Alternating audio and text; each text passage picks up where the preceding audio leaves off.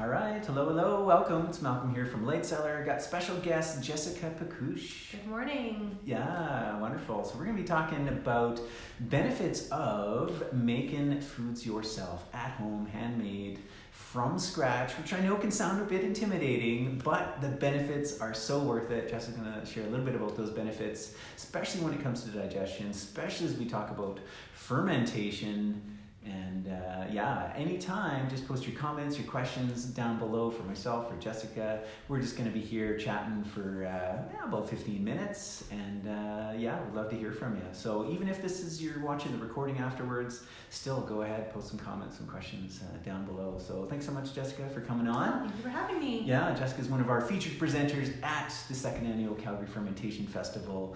She's going to be sharing with you how to create kimchi from scratch. And so let maybe just get into this. You know, you make a lot of foods from scratch yourself at home. I'm the same.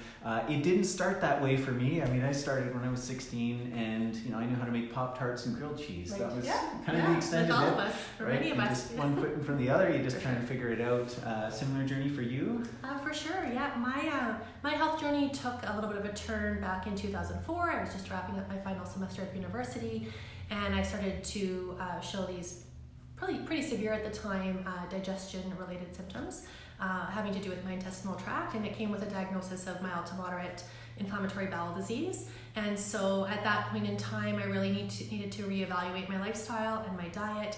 And it did take a number of years, I'd say between 2004 and 2012, to really take the reins with diet and lifestyle and incorporating much more whole food-based, plant-rich, from scratch cooking into my own diet.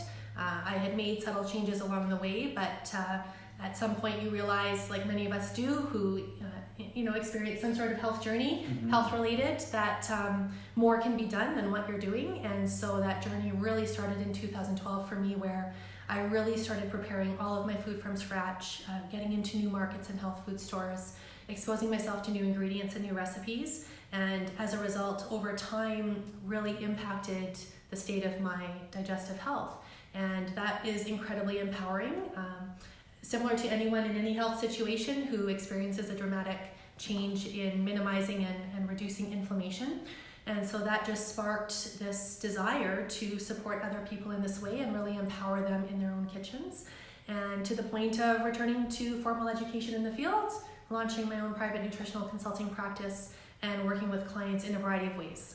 A lot of what I do is one-on-one coaching and in-home culinary sessions, so that as you were saying, recipes that feel daunting or overwhelming on paper or to think about can be really accomplished with guided support in someone's own kitchen, in their space, with their tools, and very comfortable support that allows them to accomplish what they're looking to accomplish. So because anything we enjoy out and about in restaurants or in prepared items from the grocery store can be duplicated at home from scratch, that's just really where my passion lies, in exposing the public and my clients to new ingredients that are incredibly nourishing and therapeutic for their present state of health in terms of inflammation, and really helping to make those goals happen. Yeah, so when it comes to inflammation of the gut, which you're probably of the thought, a lot more of us have that than we realize, and it's kind of at the root of a lot of chronic and degenerative disease. Right. What are some of the best kind of first steps someone can take to minimize that and begin to reverse that? For sure. I think the digestive system really thrives on plenty of fiber and enough water every day. So first and foremost, consuming at least half of your body weight in ounces with the cleanest source of water you can obtain day to day. Alkalizing that water with fresh lemon, or I like to alternate with that a liquid chlorophyll supplement, for example, just to really alkalize the water and help to shift that internal pH towards a more alkaline state, since inflammation loves to breed in acidic environments. And just looking at the overall diet, what portion of your foods day to day are whole, unpackaged foods, as untouched as possible as they exist in Mother Nature, and just gradually trying to reduce the presence of refined and processed foods in favor of swapping out that item in favor of a whole food-based meal. And I think if you can have something green on your plate or in your smoothie, with every meal or snack, then you're going to be alkalizing the body on a regular basis. Okay, so you mentioned something about fiber here, and for those of you guys watching, maybe you know this, maybe you don't, we have two different kinds of fiber, right? So we have what is called our insoluble fiber, that kind of roughage, you know, it's like your vegetable like matter, your celery like strings that... Skins. Yeah, exactly.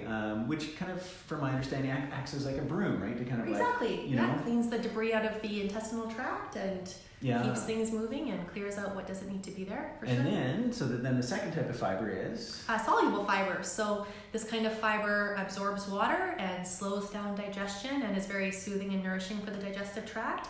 So these are things like gluten-free oats or chia, different types of nuts and seeds, but to really become this thick, more of this slippery, slimy in some cases, paste, if you will, like a chia pudding, for example.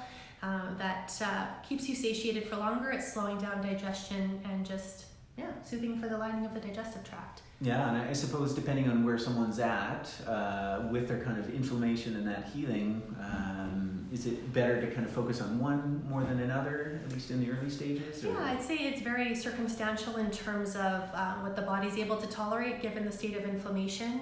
For many with more severe inflammation, cooked foods, cooked fiber is going to be more soothing and nourishing than eating raw veggies or raw fruits. I know for a while I needed to cook everything, and now enjoy a combination of both. But very circumstantial. Ideally, you're enjoying both types, but given any particular circumstances, it might be leaning towards more of one than the other until inflammation settles down. Right, totally.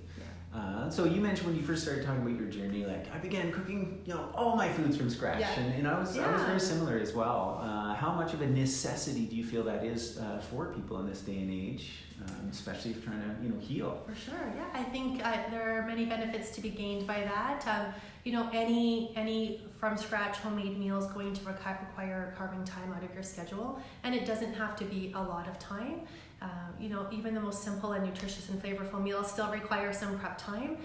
So, as much as possible, enjoying foods and meals cooked at home is ideal, especially if you're working with inflammation and looking to nourish and, nourish a part of the body back to optimal health, because you are in control of the ingredients. You're in control of sodium and sugar levels and what sources, sea salt versus refined salt and natural sweeteners versus refined sugar. And the oils too. That's one area I really love to empower clients with, is distinguishing between, really anti-inflammatory omega-3 rich fats and oils versus highly industrially refined and processed high omega-6, more pro-inflammatory oils, because that's a very logical place to start, because we're technically, or for most people, we're using them every day, and we don't want to be unknowingly causing damage to the inside of the body through cells or tissue damage by using really refined and processed oils, when those are a quick and easy swap. No, totally. I mean, even some of the finest and fanciest of restaurants still, most of them almost all restaurants use canola oil as their base for all their cooking, and because it's cheap, it's flavorless, it's so versatile, but it's not good. And you notice even with these a lot of products in the natural food aisle that are specifically designed to have short ingredient lists and ingredients that we can pronounce. Sunflower oil and canola oil are still in there amongst wonderful ingredients, but that those one or two ingredients that have been added in as the oil kind of take away and deter from the quality of the overall product, which is unfortunate. But it's still lurking in even what we think to be higher quality packaged foods, so something to be on the lookout for. Yeah, so I'm a big believer of getting in the kitchen, just as you are, making our own food from scratch. And there's one particular area that I think is absolutely key, right? If we can make it ourselves at home, and we'll introduce this category, again, not that you have to prepare everything yourself, and what I love is there's more and more of these foods coming out on the market that we can get at a homemade quality. Look for things that are artisan, that are craft. And of course, I'm talking about fermented foods. What would you say are some of the number one benefits why we want to actually get our hands in fermentation? I mean, honestly, even if you were, facing the prospect of I know I really should make more food at home, starting with this category, I think is number one. Absolutely. Make it at home. Yeah, for sure. And, like you said, we're lucky to have these raw, unpasteurized ferments available to us at the Light Cellar We have a few here behind us, sauerkraut, miso, some dill pickles at our health food stores. It's great to see that these are available if we choose to not make them, or if we want to just experiment with them and enjoy them and learn about how they taste and what they are and what they're like prior to possibly making them ourselves. Totally. I mean, I've made miso twice in my life because it takes about a year. Exactly. Yeah. Right? Yeah. But I make a lot of other ferments. I don't make every single ferment I consume, but I've got my hands in many of them. So. Yeah, you just kind of layer it in. But in terms of the main benefits, we have these beneficial probiotic bacteria found in our intestinal tract, in our large intestine. They help us digest our food, use and absorb the nutrients from our food. They also help to eliminate anti-nutrients from the body and help us to have more regular bowel movements and excrete our waste that the body no longer needs or no longer can use. They're highly anti-inflammatory. They're going to support liver detoxification. A large portion of our immune system is housed in the intestinal tract, so they're going to support our immunity. And that gut-brain axis is so fascinating between what's benefiting the gut is benefiting the brain and really the whole body head to toe in terms of every physiological body system. So the more frequently we can have this beneficial bacteria coming into our body, the more we're going to really support that beneficial bacterial balance in the microbiome. And if particular medications like antibiotics, I know those have been mentioned with past gut-focused Facebook Lives here, but we can't underestimate the power of that beneficial bacterial balance in the gut, which can really be wiped out by rounds of antibiotics and the standard American diet and stress and different lifestyle factors. So the more we can just gently introduce that beneficial bacteria on a regular basis, the happier our gut will be and the more balanced it will be. For sure, and I think it's kind of rebuilding our microbiome. We inherit our microbiome from our mothers. First and foremost, traveling down that birth canal, sterile environment, to then being coated with these bacteria. And once upon a time, all humans had a fairly good, strong microbiome. And with the industrialization of our food system and many other factors like you've mentioned, the modern lifestyle and stress and antibiotics, that has been decreasing. And so we're having generations being born with less and less, and I would say myself as well, I'm included in that, with less optimal microbiome. So for me, it's been about reclaiming that, rebuilding that, taking it above and beyond where I originally had. Not to mention, I had a good microbiome before and I took antibiotics. It's like, I'm not sure if I had a good one to myself I did, included, right? But compared to what I know it can be and should be. Denis Manzer, if anybody knows him, a staff member here at the shop, he went to see a naturopath who tests for probiotic levels. And she has this little machine, and he was the very first person that she had ever tested that had optimal levels of bacteria in his system. So it's a lot more common than we think. So it is these live cultured foods that we want to get on and get into. So what are some of your favorites? What are some of the easiest that folks can make at home and get into? Yeah, I think a really great place to start is something like raw sauerkraut or raw kimchi, and these are made within 10 to 15 minutes. They're incredibly inexpensive and economical if you would like to pursue making them yourself. And you're working with a variety of vegetables, so you've got all kinds of great fiber in there along with the beneficial bacteria. And these are, with the process I take with lactic acid fermentation, these are fermenting on my countertop for anywhere from 3 to 5 days before they're soured by the lactic acid bacteria that are generated during the fermentation process, in combination with the sea salt and a warm temperature within the room. Those are those elements that allow that magic to happen. But those are great places to start. But if you wanted to, and we absolutely have those available for purchase as well in different places around the city, if you'd like to just experiment with what the flavors are. But others that I love are, I make a homemade organic coconut milk based kefir.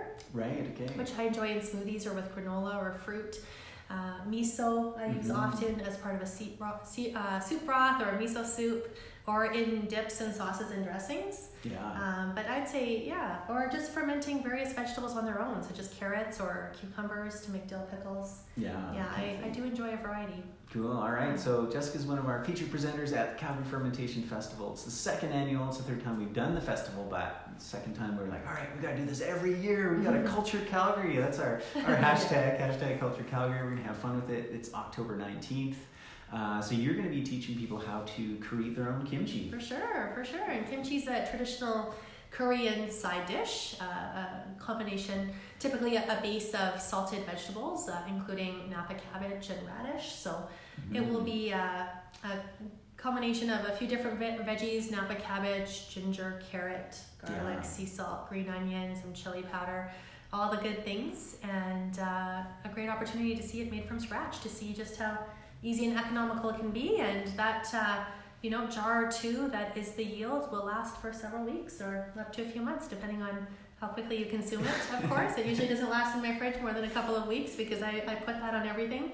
But a great opportunity to see this from start to finish. Cool, right on. Well, thanks for coming on, Jess, and thanks you guys for watching. We got Crystal, Jean, thanks for the comment there. Anita, post any comments, questions you have down below for Jessica. If you do, give her a follow. How can we find you? Yes, you can find me on my website at jessicapecush.com. That's PECUSH, or on Facebook at Jessica Pecush Nutrition, or on Instagram at Jess_Pecush_nutrition. All right, awesome. So looking forward to seeing you this month, this October at Calgary Fermentation Festival.